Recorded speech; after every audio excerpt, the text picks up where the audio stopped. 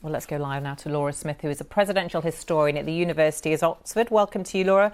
Good to have you on the programme. So much is being made of the fact this is a first in the United States, history being made. Put this into historical context for us.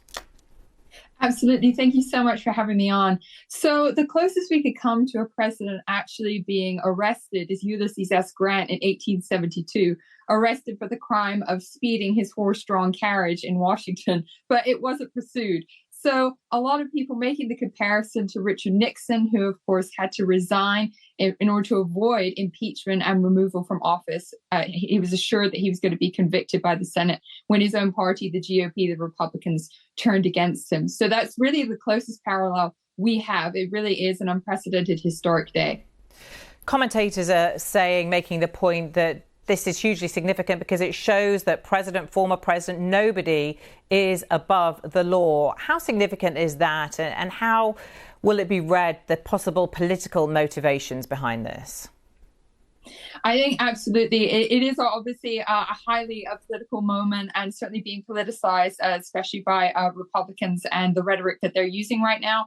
I think it's come to answer two really important questions that have been dogging the American political scene since Donald Trump. One, obviously, Donald Trump was unprecedented in being impeached twice, the only president to be impeached twice, but obviously not convicted, not removed from office. And so being able to run again for next year, 2024, which gave rise to the question, especially with the increased number of impeachments over the last 50 years. As I said, Richard Nixon having to resign, Bill Clinton being impeached by the House. This idea that has impeachment become simply a partisan tool? Has it become meaningless?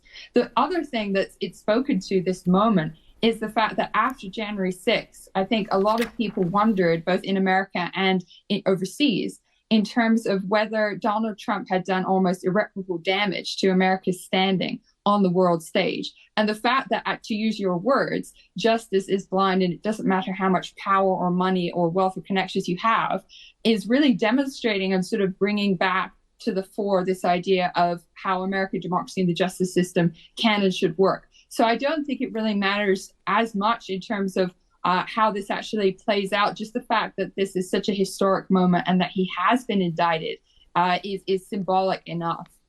What are the potential implications for the 2024 presidential election, both for him and for the Republican Party, do you think?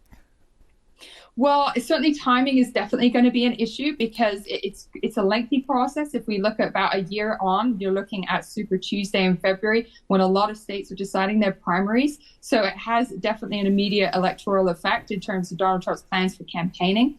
But you have seen this really interesting rally around Donald Trump, especially from candidates or people who may be getting into the race, like, for example, Florida Governor Ron DeSantis hasn't stepped in yet, but certainly there are some rumblings. And yet he has gone all ahead, as a lot of Republicans have, in defending Donald Trump. And that is sort of indicative of this idea that, yes, the Republican Party still really seems like the Trump party. On the other hand, you had the other day former Governor Asa Hutchinson, like a more moderate Republican, actually come out and try and make a base for himself with people who are finished with Trump, with people who do not want to see him elected again. So he's trying to make a path for himself. So you do see a small division within the Republican Party, but the majority are very much behind Trump. And that could be the kiss of death for them. We don't know when it comes to 2024. It's all to play for. So it's definitely going to be a fascinating, historic and unprecedented time. Dr. Laura Smith, this will be studied for many years to come, won't it? Thanks very much for your analysis.